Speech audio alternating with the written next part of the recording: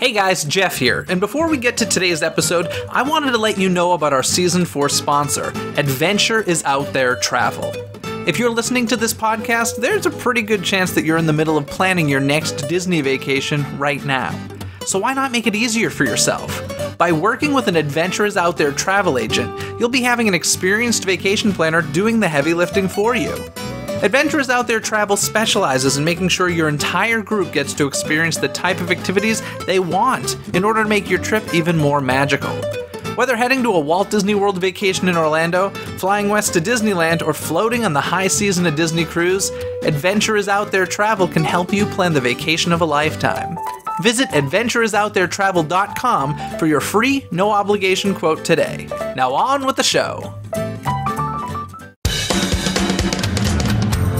Do you dream of fairies and princesses? Then you've come to the right place. Welcome to Disney Coast to Coast.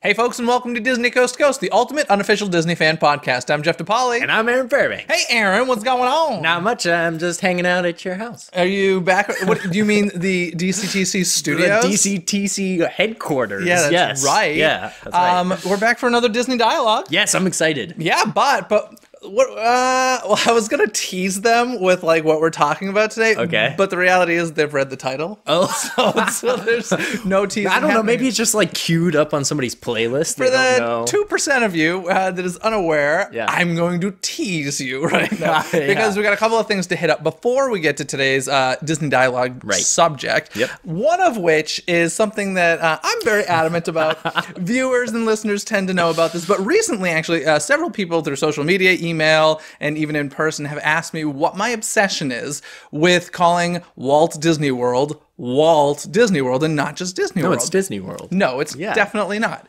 It's Walt Disney World. Now, here's the reasoning behind this real quickly. I've told this before, but it's been a long time. So, if you don't know... Yeah. The company actually will recognize it as both Disney World and Walt Disney World. The reason I'm so adamant as it being called Walt Disney World is because Roy Disney, Walt's brother, came out of retirement to finish Walt Disney World. And when Walt was working on the project, it was called Disney World. And in Walt's honor, he said this will be Walt Disney World. It is the only one of the Disney resorts that has Walt's first name on it. And to me, it's very important to call it Walt Disney World because of the fact that the company... these days often takes his name off of things. It's kind of interesting because sometimes I feel like the company is very, very good about honoring Walt. Well, his name's on everything. I disagree, though. It used to be Walt Disney Pictures, and now it's Disney Pictures, which is extremely offensive. Is it? Yeah, I'm pretty sure it's Walt Disney Pictures. No, it's not. Yeah. It's Walt Disney Animation. On the water tower, it says Walt Disney Pictures. I'm telling you, back in, I think it was 2011, was the first time I recognized it. I went and saw that, the Muppet movie with Jason Segel in theaters. I see the castle. It no longer says Walt Disney Pictures. It says Disney Pictures, which I think is extraordinarily offensive. They've also, if you notice, like Disney California Adventure used to be called Disney's California Adventure, 'S. And they've started taking that 'S away because they want the public to think of Disney as a company and not a man who owns a theme park. And so there are just little things that the company does here and there that I consider to be extraordinarily offensive. In some ways, they do honor him. When his birthday comes around and other events, they'll honor him. But it does happen a lot where Walt's name is dropped or forgotten. I don't think that's all right. This really pushes your buttons, doesn't tremendously. It? Yeah. and frankly, I know there are a lot of people out there because y'all have told me that used to call it Disney World and now call it Walt Disney World. And I'll tell you, as a listener or viewer of this show, if that's the only thing you ever get out of this show, I have done my job. And I'm serious about that. So Aaron thinks I'm insane. Yes. But Aaron absolutely. will never refer to it as anything but Walt Disney World when on this show. And I will make sure of that. I'm going this summer to Walt Disney World? Yeah, to Disney World to see. No, there's no such thing as Disney World. It's called Walt Disney World. No.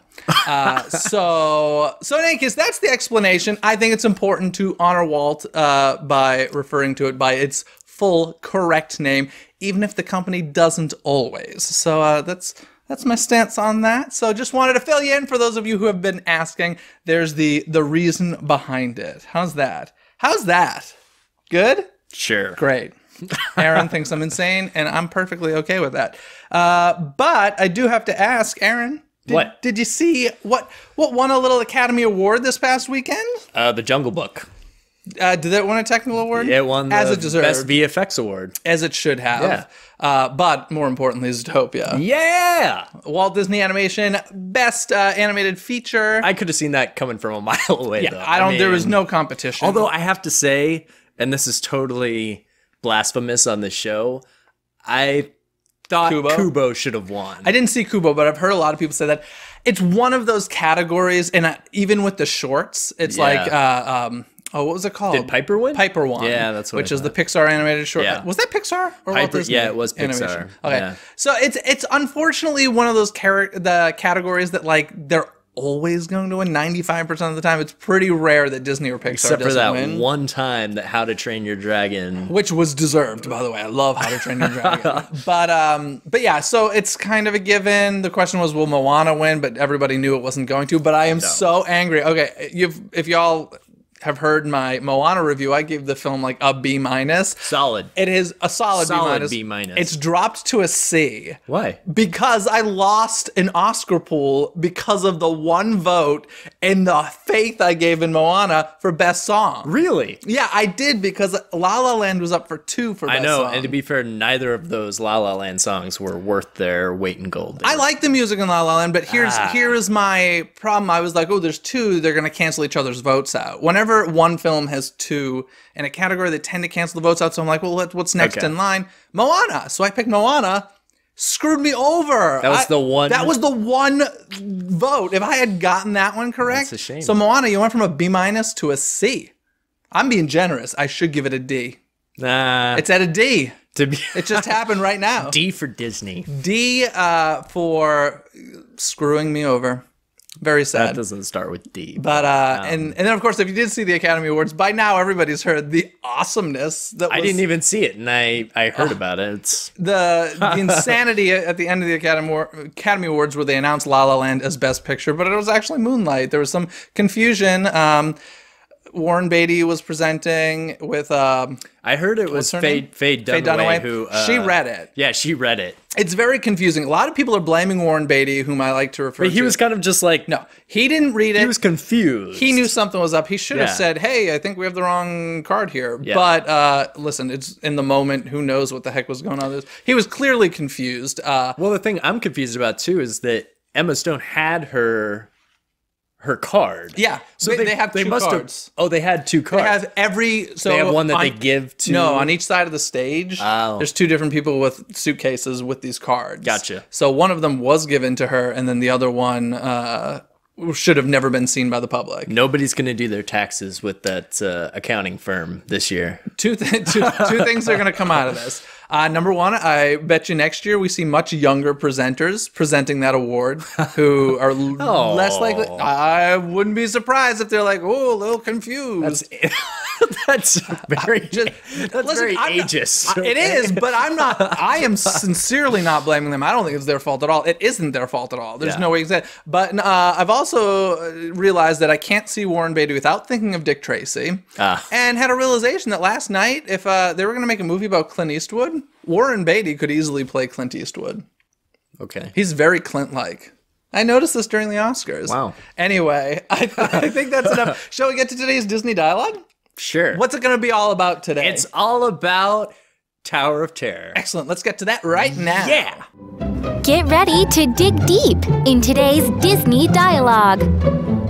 So the Tower of Terror, personally one of my favorite attractions in the parks. Me too, yes. It's a great attraction with a really interesting history. One of the things to note about this attraction is that this attraction never opened with a park. It was always added later. Right. Kind of to fix attendance in a lot of cases, which I think is interesting. But the idea of the Twilight Zone and the Tower of Terror in general wasn't always there. It had some interesting beginnings. You want to talk about some of them? I would have liked to see some of the iterations that could have been. I know that originally, before they came up with the tower idea, they had a Dick Tracy crime-stopping attraction, which ties off of Warren Beatty, we were just talking about. But that would have been really cool, and that ended up turning into the Indiana Jones attraction. Yeah, I am one of the few people who love Dick Tracy. Oh, it's a great movie. It's kind of faded into obscurity, but... Is it a great movie? I don't know. I just know I really enjoy it. And as a child, of course, this is going to go on a whole Dick Tracy change and it has nothing to do with Tower of Terror. But I am so impressed as an adult, because I saw Dick Tracy in theaters as a kid. Yeah. Had no idea the star power in this movie. It is so impressive to see a movie with Dustin Hoffman, Al Pacino, Warren Beatty, Dick Van Dyke, Madonna. It's a terrible casting. No, it's an unbelievable cast, and I love the style of the film. I think it looks really cool. Yeah. I really, truly want a remake of it. I was just going to say, I bet you that is a movie that'll get remade. I don't know, because the stupid thing is they tend not to remake flops. And in my opinion, those are the movies that should be remade, because it means something didn't work, so let's get it right. Yeah. But people are going to be like, oh, remember that stinker of a Dick Tracy? People aren't going to go see it. So I think that's stupid. It's interesting, too, because there was a huge presence in the park. In Hollywood at Disney-MGM Studios. MGM, yeah. They had a great show, the Crime Stoppers stage show musical, which was awesome.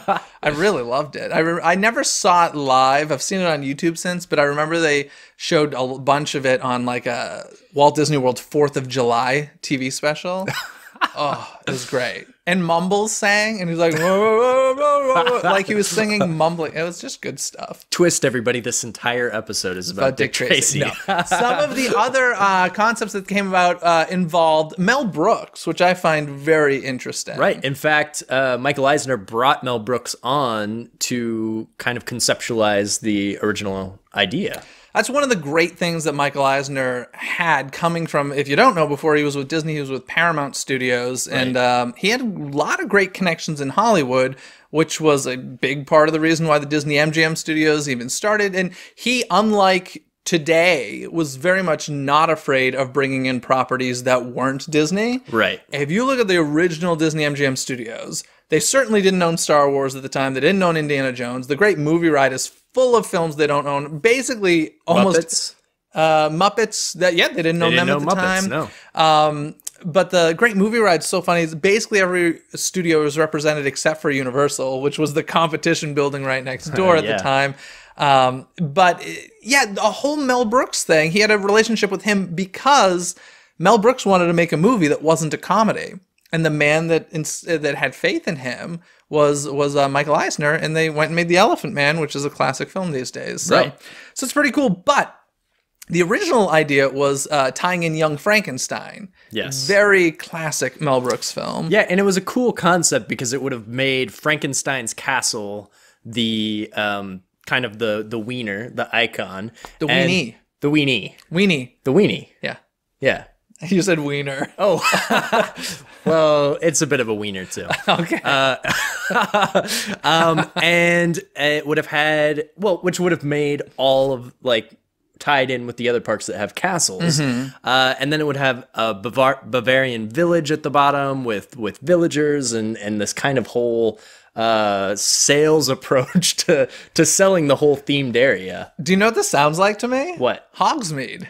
Ah, yes. When I was reading about this, I was like, this is very Hogwarts and Hogsmeade Village leading up to kind of what it reminded me of. Exactly, yeah. But Mel Brooks would have been such. I kind of wish there was something. Not today, because I'm very much like, I only want Disney properties in the parks, but I wish they could have worked that out. There actually is a little touch of Mel Brooks still in Disney's Hollywood Studios. Do you know what it is? No. Yeah, toward the center of the park, they have these shipping crates, just part of scenic design in the park, and a lot of them are being they're marked as if they're set pieces being shipped to different locations. Right. One of them is addressed to Max Bialystock, which is a character from Mel Brooks' Producers. Nice. Which is kind of cool and fun. I love that. Cool. So originally it was called Castle Young Frankenstein. That was going to be the original concept. And then they ended up moving away from the Young Frankenstein thing and kind of doing an original idea with Mel Brooks. It was going to be called the Hollywood Horror Hotel. Yes. So that's kind of where the hotel idea began. And even the idea of the elevator was Mel Brooks' idea. Interesting. He had this idea of an elevator that moved through the building instead of just going up and down. So there's a lot of these little nuggets that remained, although Mel Brooks eventually dropped out and was no longer involved. But it is interesting to think what it might have been without Mel Brooks. I know. And the other option would have been a Stephen King themed attraction. Even weirder. Yeah, because when you think of Disney, you totally think of alien clowns and haunted hotels. So yeah. It's interesting because, like, they obviously wanted to do something scary. Right. But with Mel Brooks' Young Frankenstein, you get the scary and the funny, and that works. Yes. And so everybody's like, well, you can't just do scary at Disney. That's not their demographic. And even when you think of the Haunted Mansion, there are scary elements, but very comedic elements as well. But then I was thinking about the Tower of Terror. It ended up being just scary. yeah. Like, there's nothing fun about it. I mean, it's not like Stephen King. I mean, if they went with Stephen King, they probably would have gone with The Shining. Right. And done that whole thing since they had the whole hotel idea. It's not like, blood gushing out of elevators. That would have been scary. Terrifying. That would have been slightly... As a horror fan, I find it very exciting. Yeah, well... I think that would have been kind of cool. Okay. There was also ideas of Vincent Price Ghost Tour, which, if you don't know, Vincent Price later recorded the narration for Phantom Manor in Paris, which unfortunately was removed because they ended up wanting a French actor. But you can still find that recording, and he's phenomenal in that. So a lot of weird, interesting ideas we will never see that were supposed to be the Tower of Terror, including a real hotel, which I still think they should do. In the park. Not in the park necessarily, but I wish one of their resorts was the Hollywood Tower Hotel. That would be cool. Oh, I would stay there. I would take the elevator. I would stay on the 13th floor. Just think of the in-room effects they could have. That'd be pretty awesome. You would never sleep. Oh, sure I would. It's all make-believe. It's all good. So that's kind of the beginnings of the Tower of Terror. Right. And then what happened? Well, they had the idea of turning it into the Twilight Zone because it's a well-known property and it's kind of borderlines. It's creepy, but it's not too scary. So it kind of fit that jive of what the Imagineers were looking for. Yeah, and it had a very recognizable property. Although, let me ask you, what was your introduction to Twilight Zone? My dad. Okay. Yeah. I've seen almost all of the Twilight Zone episodes. Mine was, you ready to laugh? No. Felicity. Yes. Really? Yes. Felicity, which was a TV show on the WB back before it was the CW. It was a show created by J.J. Abrams. For the young listeners who have no idea what this is, starred Kerry Russell. And they did a Twilight Zone episode.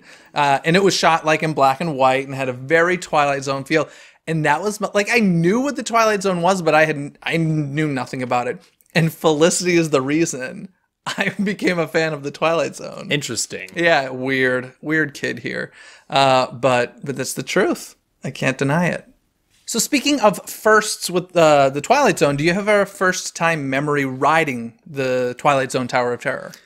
Yeah, I was probably 8, and my family, I was living in Florida, so we went to Walt Disney World pretty regularly. And it's interesting because I was always scared of Haunted Mansion because it had a very, because as you walked up to it, the sound effects started playing and I didn't know what was inside, but kind of, growing up with the Twilight Zone, I was a little less scared to go on Twilight Zone, and I just remember being so in awe of the queue. I thought the queue is executed beautifully from the walkways where it kind of leads off into these unknown areas, the bowling greens and places you'd never actually get to. But I was just so blown away by the detail that went into the queue. And then on the actual attraction, when you go up and you hit the top level and then it moves forward and then it ends with the beam of light in the middle, that beam. And it just splits, and then that's like it's it's a euphoric moment.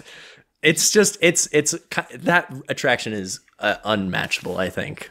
Yeah, so me, quite a different first time experience. I had gone to the park several times and refused to ride. Really? Yeah, I was very like scared of rides in general as a kid. And when I say kid, I mean like I was probably 13 or 14 and I was still refusing to do it. And then finally one year I'm like, I'm doing this. I'm doing it. I'm doing the Tower of Terror. And it's not like today where like you research everything and see it all on YouTube. Like I really didn't know what I was in for other than I know this ride's a drop. Yeah. So I go in, I will say I loved it and I think I went right back in line after, but the moment where I was prepared for, okay, you're going to be dropped. You're going to be dropped. You're going to be dropped. That's cool. When the elevator started moving forward, I lost it. And that was, and then the beam of light, as you say, but by the way, we're speaking of the Walt Disney World version of the attraction. The superior version. The best, I would say. Well, I haven't done them all. Tokyo's looks pretty amazing. Yes. But that beam of light and the wall separating and you're just going into blackness is quite a freaky moment when you don't know what's going on. And now watching like behind the scenes videos of this, it's even kind of more terrifying because you're not on a track. This is all done through like sensors in the ground, guiding the elevator box you're in. Kind of terrifying if you think about it. I just kept feeling like I was going to fall off the ledge of something. And I was like, oh God, but loved it. So like I said, quite different. Yeah. Yeah, so that tower opened in 94, which was 5 years after the park actually opened. Right. And to me, I can't even imagine Disney's Hollywood Studios now without that whole Sunset Boulevard area. I was just going to say, there was none of that. There's nothing. You walked straight down Hollywood Boulevard to the Chinese Theater, no Sunset Boulevard to the right. Yeah. And that's such a great area now that I can't even imagine it. The Beauty and the Beast stage show. Yeah, it's like a Hollywood Bowl ripoff. Fantasmic's down there. Yep. Rock and Roller Coaster, like it's a pretty heavy hitter section of the park. One of the cool things about the Tower of Terror in Florida, now the style of it is Spanish. Is this correct? Spanish colonial revival architecture. Oh. I think I know what you're getting at. You're going to Epcot. Yeah. So, because the Tower of Terror is the second tallest attraction in Walt Disney World, it's 199 feet. Expedition Everest is 199.5. Yeah. The reasoning for this is because if you hit 200 feet in Florida, you have to put a red blinking light on top of your building. So they're always going to be below 200 feet unless it makes sense within a story. Of course, that's for low-flying airplanes. But because you can see the Tower of Terror from Morocco, I believe it is. That's right, yeah. In Epcot, it blends into the style of Morocco. It kind of blends in, yeah. I think that's pretty cool. Yeah. I've never really thought about it, but I was like, good for them for thinking. Well, then it's successful because you didn't really think about exactly. it. I have never. Have you ever been in Epcot and be like, oh, look, there's the tower? No. I don't think I ever have. So I appreciate that. It's good on their part. It's awesome. Now, the story of the Tower of Terror, I feel like this is a forgotten piece of the story, but it actually takes place on Halloween night. Yeah. 1939. That's correct. I love Halloween. So do you love Halloween? I love Halloween. So hence like blood gushing out of an elevator is very exciting for me. But I think that's a nice little tidbit that people often forget. I wish that they kind of played that up more. Yeah. They always like mention it around, at least here in SoCal, they used to do it all the time when Halloween rolled around. They'd like use Tower of Terror as part of the promoting of the going to the parks. Right. But I don't know. I kind of wish that there's something like year-round Halloween near the attraction. Yeah. Even if the store was just like decorated for Halloween year-round, I think that would be cool. That would be cool. I love it. But alas, it's not.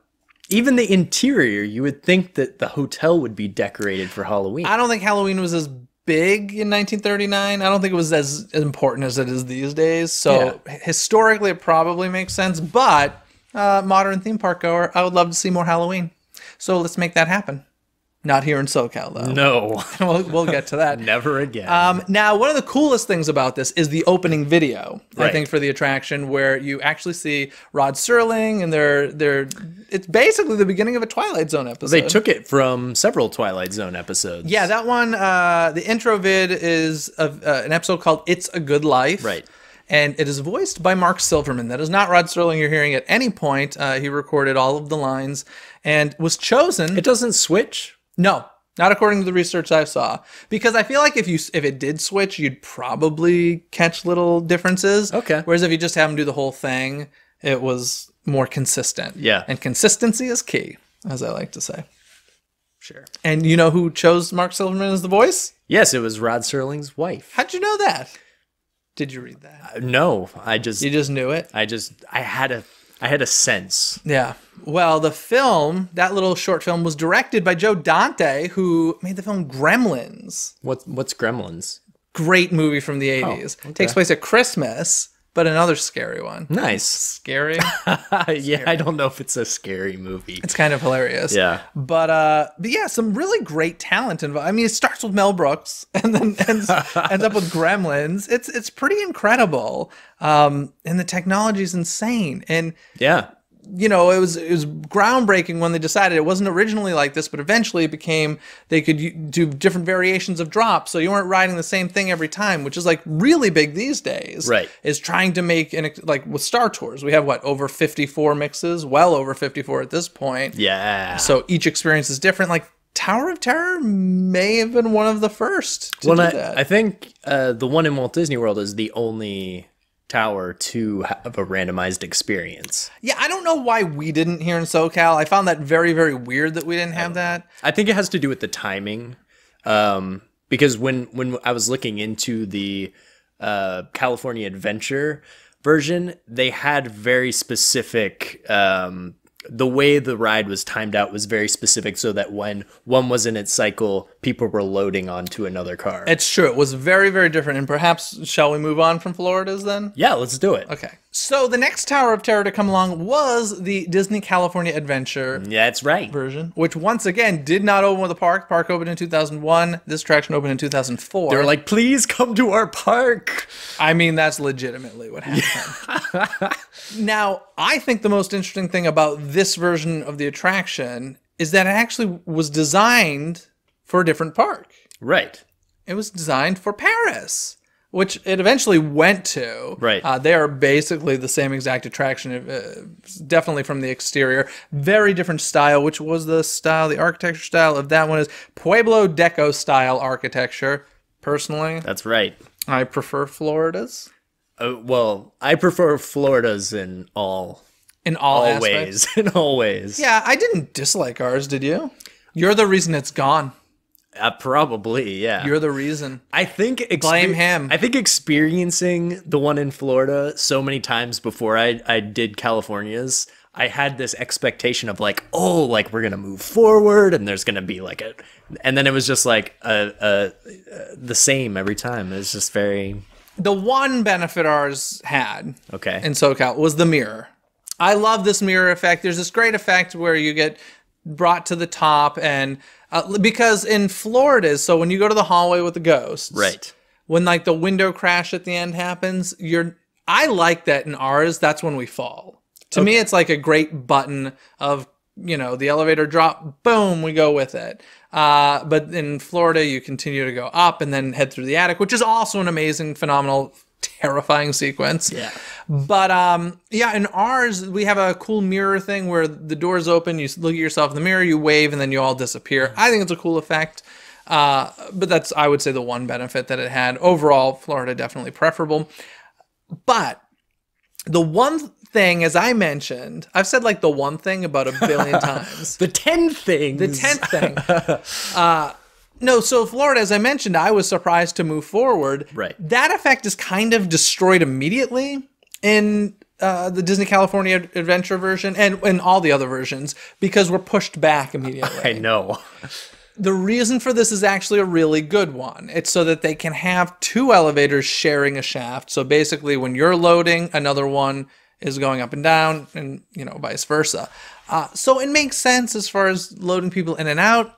As far as a better ride experience, I don't think so. The other thing that really threw me for a loop is when you exit the ride, you're just in a hallway. So you enter through the service elevator doors I see into the elevator, but you're actually just like crossing through a hallway. Yeah. And then when you exit the ride, you're just back in a hallway. Yeah, it's storytelling wise, it's not as well told. Yeah. But the reasons are good. I'm not saying that they're right, but they're good. Right. It wasn't like, oh, let's just do this because we don't care. It's like, no, we're doing this because it legitimately makes more sense. So I think it's also a space issue as far as California Adventure. They don't have the same plot of land that they have. Yeah. Now tell me this. Do you remember, and I could have made this up in my head, but do you remember back in the day before there were seatbelts on the ride and it was just a bar? I think this was only in Florida. No. Okay, I'm pretty sure. Somebody write in and let me know if they remember this. Or leave a comment below on YouTube. I'm pretty sure the only seat that had a seatbelt was like that center seat in the back row. But the other ones had bars that came down. Oh. If they may have had bars and seatbelts, but I'm pretty sure it was just bars, which was another reason I didn't want to ride. Because I was like, no, I'm like a small kid. I'm going to fall out. So You would have. yeah, so You would have flown right out. oh goodness. Out the window. But yeah, so yeah, Disney California Adventure. What can we say about it? We don't like it as much. I'm glad that they're getting an overlay. Yes, as you've probably heard by now, Guardians of the Galaxy is taking over the Twilight Zone Tower of Terror. It closed back on January 3rd here in Southern California, so it is officially the first Tower of Terror to close. Oh yeah, I didn't think about that. Yeah, and no more room reservations. Gone forever. That's right. And a quick layover. Now, they've started to show some pieces. It's interesting because a lot of the scaffolding started coming down and we started seeing the exterior of the Guardians attraction, and then it went back up. Oh, did it? Oh, yeah. Oh. Because it's ugly. Oh, hell no. What are you talking about? It's going to be so cool looking. No. It's going to look terrible from look- Buena Vista Street. It's going to look so cool. From Buena Vista Street, it's going to be an eyesore. No. Yes. No. No, this is factual. Agree to disagree. Okay. No, I think it's fairly ugly. I think it has the potential of looking really cool at night. From what I've seen, I'm not loving what it looks like in the daytime, but I didn't see the whole building. Maybe as a whole it does something. I think, undisputably, you can agree that it's not going to fit in with Buena Vista Street. It's something you can see from Buena Vista Street That's true. is very... There's that view when you're coming through Grizzly Peak where you see like the Carthay Circle and behind it you see the Tower of Terror. Right. When you see that warehouse, it's going to be like, oh. Not pretty. It indicates things to come. Sure. Yeah, well, yes. But I don't think the Carthay Circle's going anywhere. We'll see. I don't think so. Yeah. But you're very excited about Guardians of the Galaxy Mission Breakout. Super excited. And that I comes can't wait. Just a few months. July. I think It's like the end of July. Did they announce? No, May. Is it? It's May. Is it May? Yeah. Oh, even sooner. That's Yeah, better. It's May. It's just mind blowing the turnaround time. Which scares like me, 5 frankly. months. Here's the thing. They just must have built it all off property. Oh, and absolutely. It's just all install. And they've been working on the exterior for several months now. So Right. it makes sense. But it's impressive if you really think about it. But I can't wait. yeah, I'm very curious. You know what I'm most excited about with that? What?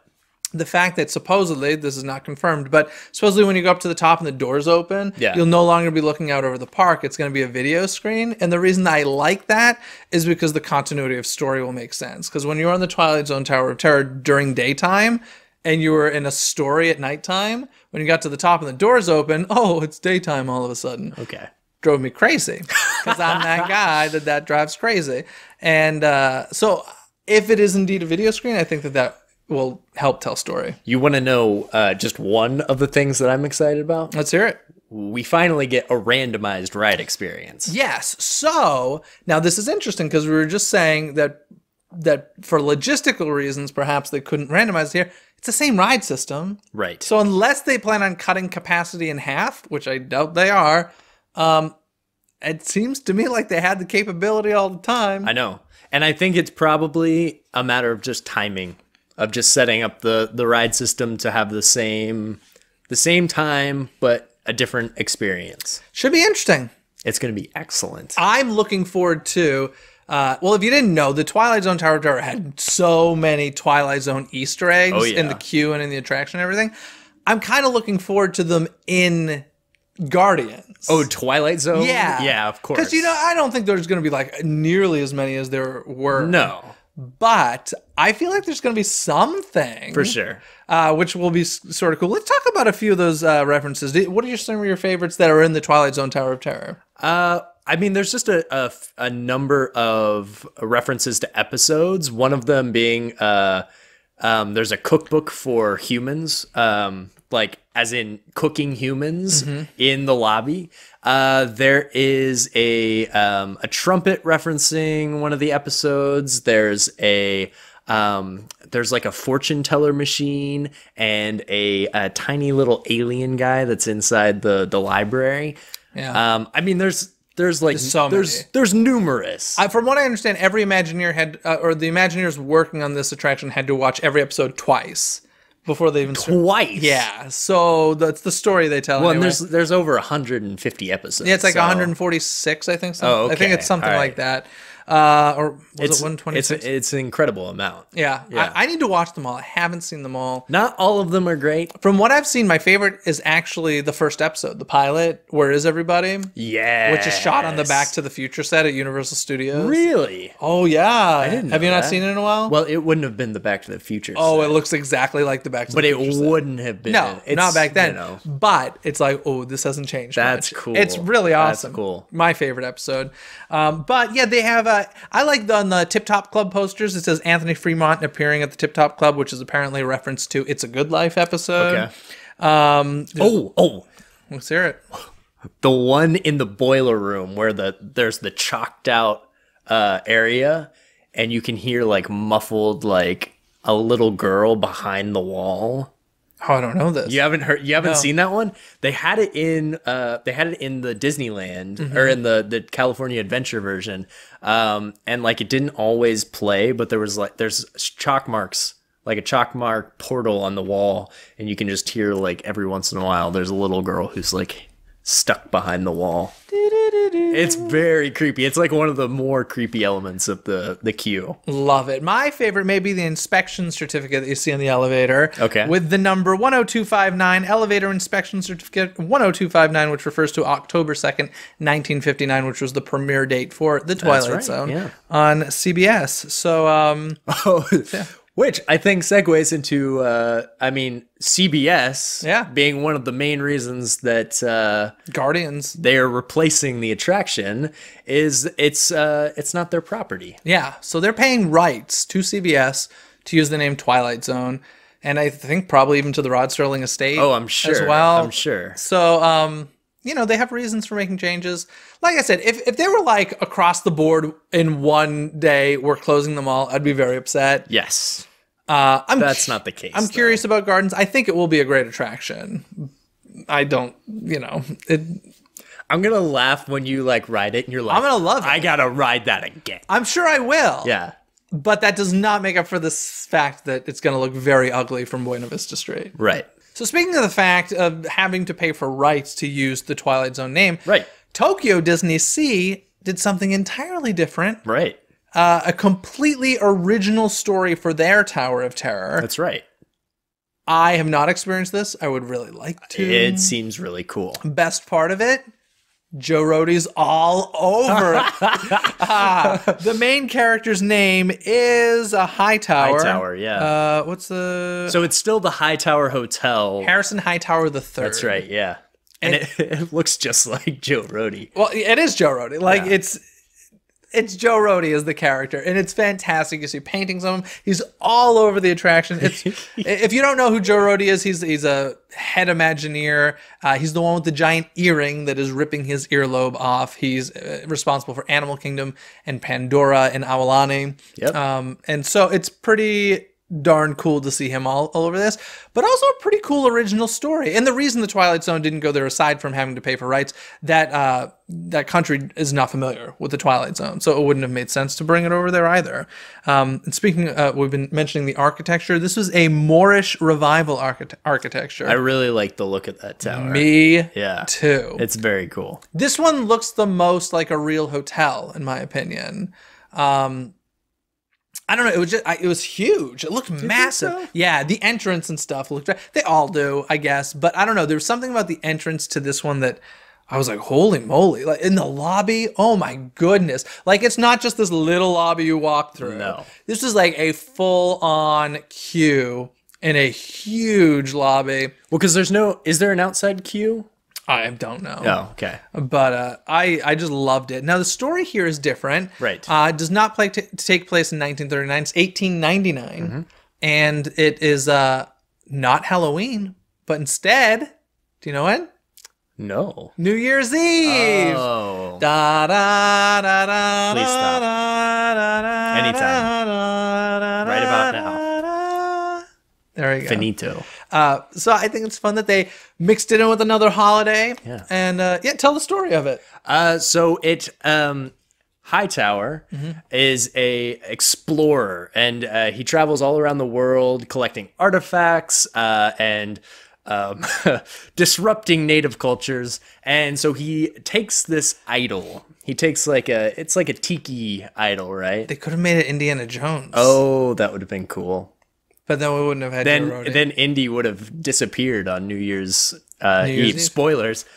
So Hightower brings this idol back to his hotel, his home, and he's telling people about it. He's explaining the mystery behind it, although kind of being disrespectful about it.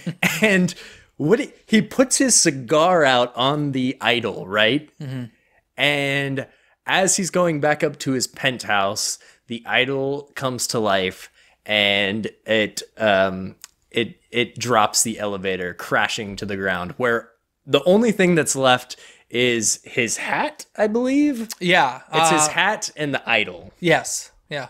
That's right. And so the mystery is kind of like all based around the idol, and the idol is in the attraction. So as you're going through the pre-show into the ride cars, you see the idol, and the idol comes to life, which is very foreboding. And the pre-show, the idol disappears in an illusion that is like, now, granted, I've only watched this on video. Perhaps in person I can figure out how they do this, but I'm like, what just happened? I have no idea how they did that illusion. It was so well done. It's real. Don't worry about it. Oh, it's real. All right. Yeah, it happens. This one opened in 2006, by the way. Tokyo DisneySea opened in 2001, so this came 5 years after the park's opening. But yeah, a really great, solid story. They kept a lot of the great effects from the Twilight Zone Tower of Terror. My favorite effect, I think, in the entire attraction is when you're looking down that long hallway at the ghosts, and then it gets very dark, and it's just all lights start twinkling around, all stars. Yeah. That is the greatest. It's very cool. Effect. So beautifully done, so effective.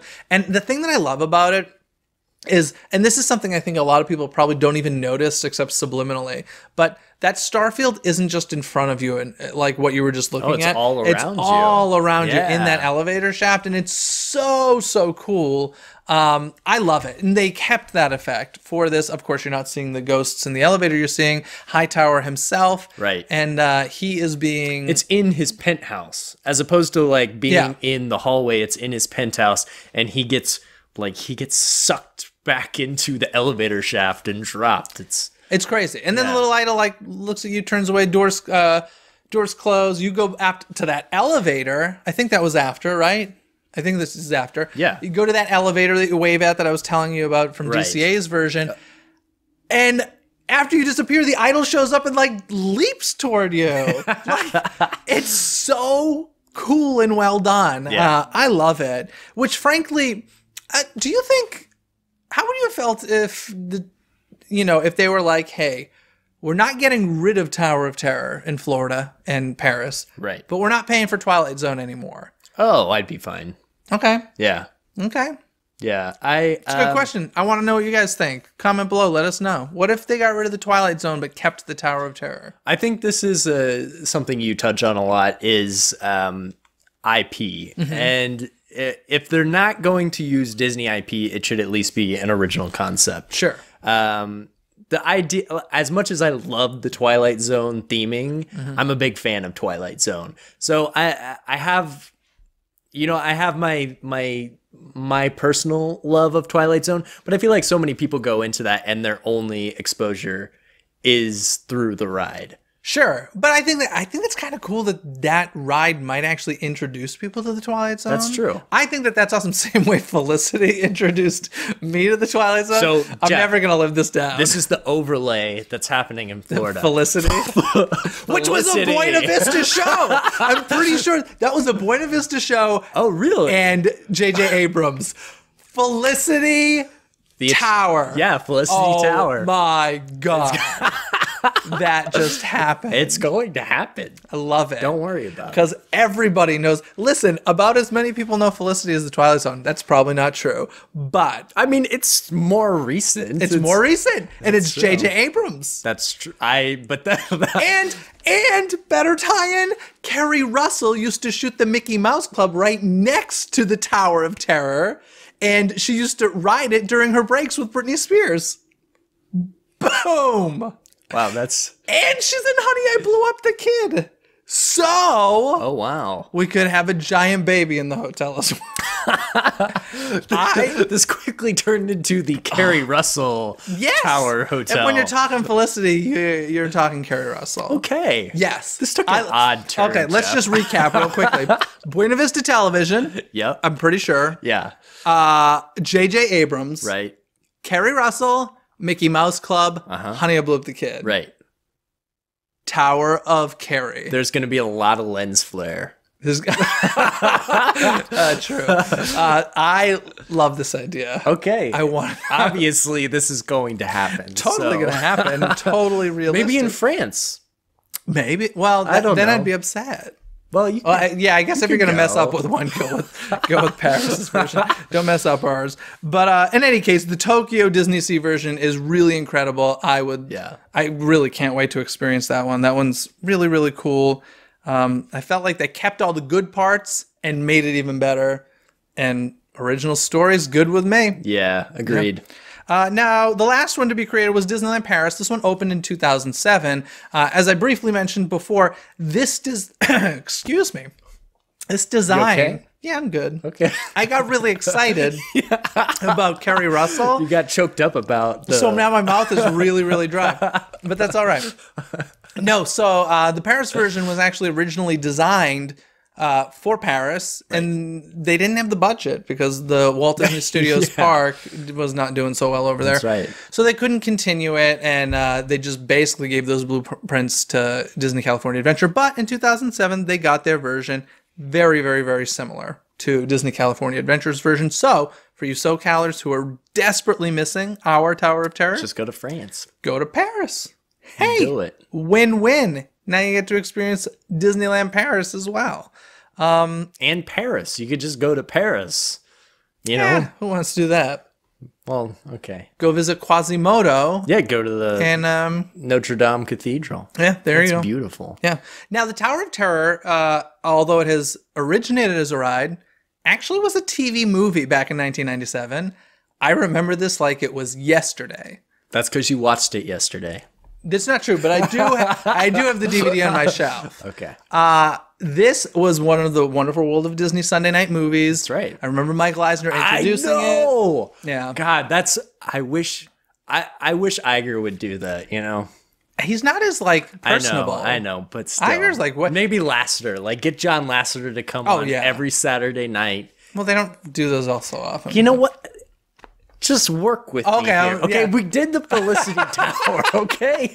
I want John Lasseter to do Wonderful World of Disney, okay? Okay. it can switch out between him and like Kathleen In fact, Kennedy. I'm very and JJ with lens flare. I'm just off topic real quick. I'm very upset anytime they do those specials now and they call it Wonderful World of Disney because I'm like, this is not.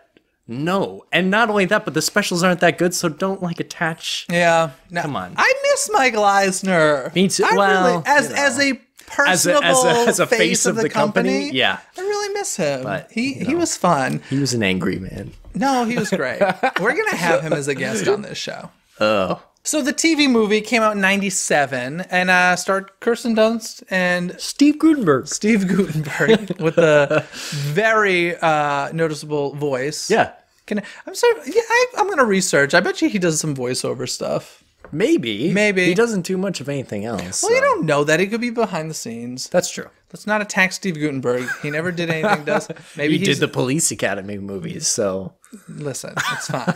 I'm sure the residuals are great. Yeah. But in any case, this movie, although not the greatest, something I personally really enjoyed. Right. Oh, and I think what's cool about it is it was shot at the actual Walt Disney World Tower of Terror. Yes. I remember watching it as a kid and trying to figure out, okay, that was shot there, and this wasn't, and this is, and so some of it was shot in Hollywood and sound stages, and some of it at the actual tower, which awesome. Yeah. And listen, if I'm gonna go off shooting a movie, I would like for it to be in a Disney theme park. They do a good job telling the story of what we see in the pre-show, but kind of developing it more. That's right. The Tip Top Club is a big part of it. Yeah. Which I know you want to see as a real I want to see as a real thing. restaurant. Something. Yeah. Club. Restaurant, club, performance space. I want it to happen. Underground, though. No matter where it goes, it just needs an elevator, or at least a fake elevator that makes it feel like it's taking you up to the tip top of the building. The tip top of the building. It could easily be placed like right behind the Tower of Terror and right behind. Is that your That's Steve Gutenberg? my Gutenberg voice. Yeah. But speaking of the TV movie, there's talks of a major motion picture coming That's right. out. We'll see. You never know. Yeah. So this was who was it being developed by? Jim Whittaker is the producer behind it. Screenwriter. Yeah, screenwriter. He was a Big Fish screenwriter. Who? Jim Whittaker? No, he's not a screenwriter. He's a producer. Okay, so the Big Fish, whoever wrote Big Fish, worked under treatment for it as well. You couldn't even get the guy's name. Sorry, he's not. He's no Steve Gutenberg. Maybe it is Steve Gutenberg. Yeah, I doubt it. He really enjoyed that project. Oh, it's so good. But I personally would love to see a big screen adaptation of this, as long as they didn't stray too much from the story. So, question. Answer. We've already talked about the rights issue with CBS. Do you think they would not involve the Twilight Zone? It's already, they will not, because Warner Brothers is actually developing a Twilight Zone movie. They've already made a Twilight Zone movie. Like, hello, we're in 2017. That doesn't stop people from making the same movie over and over again. So yeah, no, they would not be Twilight Zone related. It would be fully Disney owned. Okay, And so it would just be Tower of Terror. Tower of Terror. Yeah. Okay, I don't know how I feel about that. I think the name of it should be called Hollywood Tower Hotel. I always like the name Hollywood Tower Hotel. It's just so classy. There is a Hollywood Tower Hotel. I know. I think it's actually in Hollywood. I think it's actually apartments now, though. Maybe. I think it is. Yeah. Or I think it's just called the Hollywood Tower.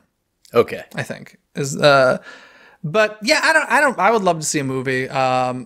Just as long as it stays close to the original story. Right. I don't want to see. Look, I want the facts there. I want Halloween. I want 1939. Yep. I want those people in the elevator. Those people. Yeah, those characters. Sure. Oh, okay. All right. Yeah. I want the facts of the ride to be in the movie. So would the movie be people going to the hotel after this incident? I have no idea. I'm not writing it. Well, but if you had like if I had a fan... choice, I would probably... Would I set it in modern day? I would probably set it in modern times, and ghosts would be involved. Right. So they'd have the 1939. I'd hopefully have a lot of flashbacks to 1939. Maybe think Ghost Ship. I was just gonna say like a non-linear kind of like jumping back and forth. Yeah, I think it'd be kind of cool. Yeah, to the night, and then like Halloween 2017. Yeah. Yeah. That'd be cool. Yeah. I'd like to see it happen. I really do hope that happens. And nobody survives. Oh, all right. Well, we just went there. I'm just saying, I don't want another Haunted Mansion spooky movie where it's like, gotta get the kids out safe. I want like Tower of Terror. Everybody dies at the end. That's the tagline. Everybody dies. They ruin it beforehand. It's spoilers. Anyway, that's been a lot of Tower of Terror talk. Anything you want to add before we move on from here?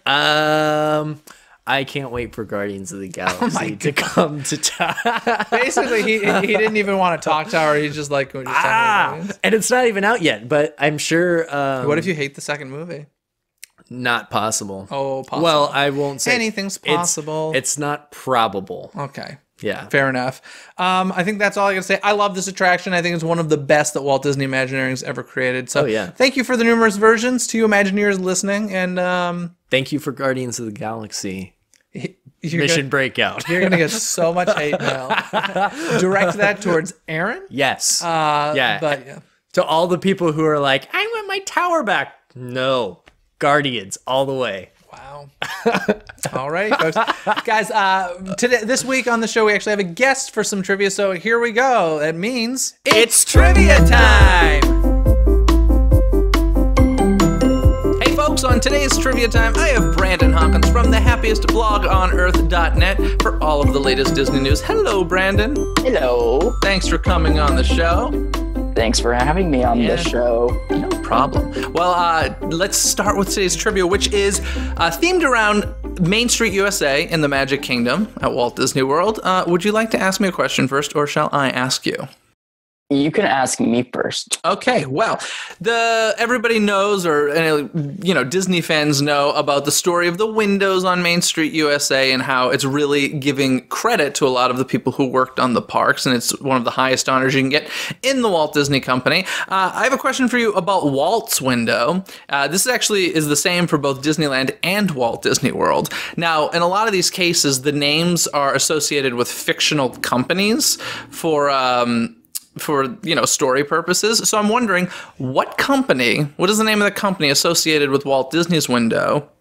That's part one of the question. It's the same in both parks. It's like a banking company? No, it's not banking. I think that's probably Roy. That would make more sense for Roy. I don't know. I know where it is. Where is it? It is when you are leaving. So if you're walking away from the castle, looking at Main Street, it's on the right. So it's like facing you. So it's the first thing you see as the credits when you're Isn't it top left?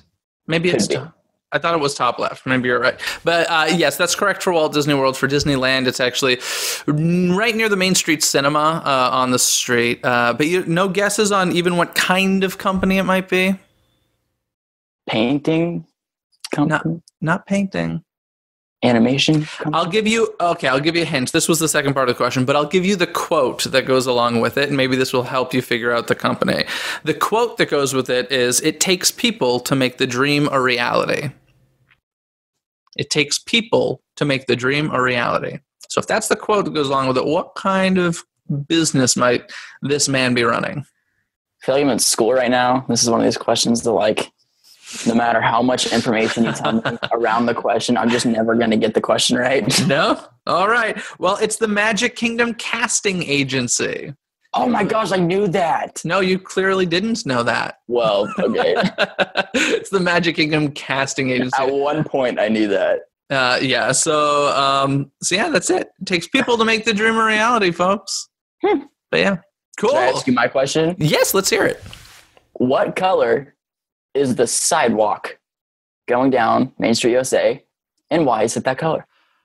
I believe it's like a reddish color.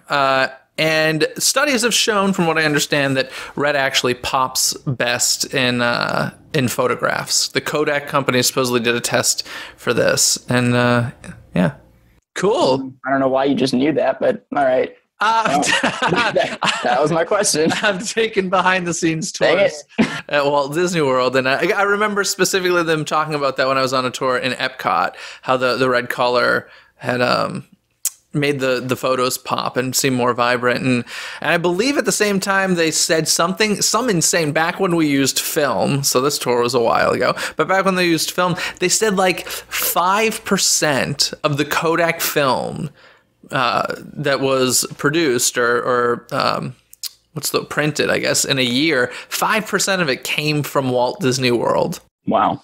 That's an insane number if you think about it. That's a lot of film. That is a lot of film. So anyway, that's a fun question. That's a good question. Thank you so much. Brandon, thanks for coming on the show for today's trivia time. Of course, you can see Brandon's work at the happiest blog on earth.net for all the latest Disney news. Thanks a bunch, Brandon. See ya. Hope you guys enjoyed trivia this week, but now I have a giveaway I want to announce. A giveaway? Giveaway. I love giving some. No, you can't. You're not eligible. But my good friend Aaron Wallace wrote, he writes the Thinking Fans Guide. My name's Aaron. It's true, but this is a different Aaron. Oh. Yeah. Sometimes, though, when I'm going to text either one of you, I'll start writing and it'll be the wrong one. And I'm like, oh, crud.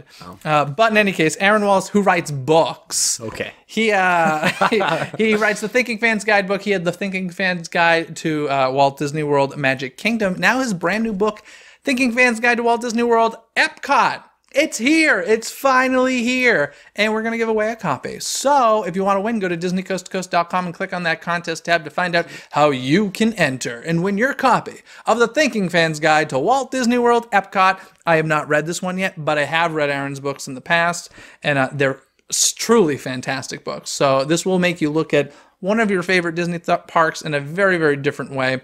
You will be much more enlightened by the time you get through it. So excited to do that. And also I wanted to mention our Tumblr account, our little blog. That's right. Our bloggity blog. And a blog. Aaron's kind of taken over. That's a blog. Yeah. What can they look forward to on there? Oh, well, we're talking about Disney news as it happens. We're going to have some gifts and some, hopefully, some fan-created artwork. That's right. If you want to send in some artwork you've done or even maybe a written piece, anything you want us to put on our blog, on DisneyCoastToCoast.com. Just shoot us an email at contact@DisneyCoastToCoast.com, or you can go to DisneyCoastToCoast.com and just click on the contact page there. So go to the contest page if you want to win for the book, and then contact to submit artwork. That's right. Do it. Yeah. So I hope you guys do that, and that's been so much news this week and so much stuff going on. Anything else you want to say? Happy birthday. To who? Somebody out there watching. To you. Happy birthday. Okay, guys, have a fantastic week. I'll see you next time. Bye. Thanks for watching Disney Coast to Coast. Have a magical day.